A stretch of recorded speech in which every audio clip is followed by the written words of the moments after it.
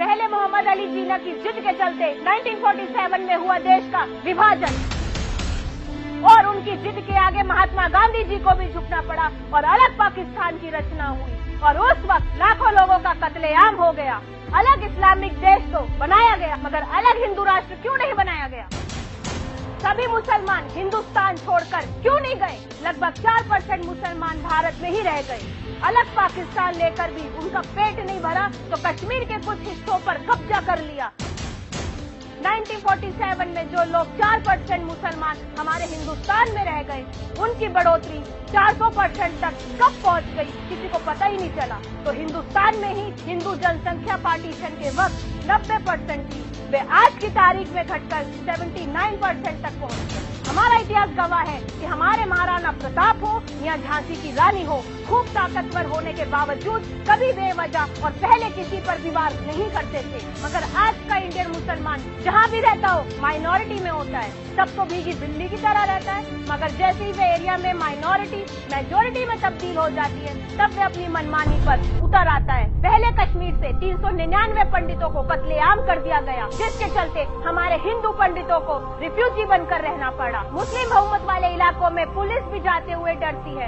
इसका ताजा उदाहरण है पश्चिम बंगाल का मालदा, महाराष्ट्र के भिवंडी के दंगे, याद नहीं है?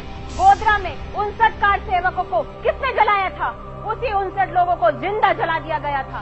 तभी जाकर गुजरात का हिंदू जात पात ऊंच नीच भूलकर एक हो गया था। बाबरी मस्जिद ध्वंस के बाद मुंबई में हिंदुओं की कत्लेआम शुरू हो गई थी, मगर शुक्र मानो कि 3 दिन बाद हिंदू एक हो गया था। तभी जाकर मुसलमान को सबक मिला था।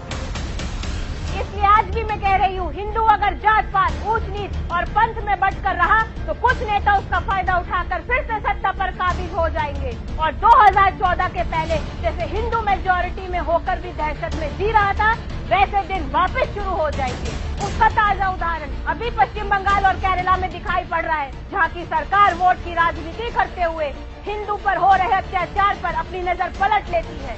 यहाँ तक कि हिंदू अपने त्योहार भी सही तरह से नहीं मना सकता।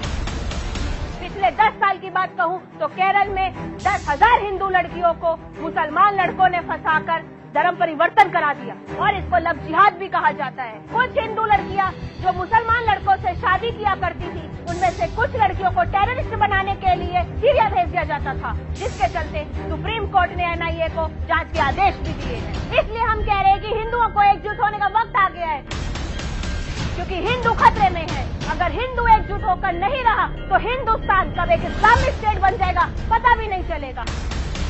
इसलिए कहती हूँ कि पंथ, जात, पात, ऊंच नीच और आरक्षण जैसी बातों को छोड़कर हम सबको एक हो जाना चाहिए।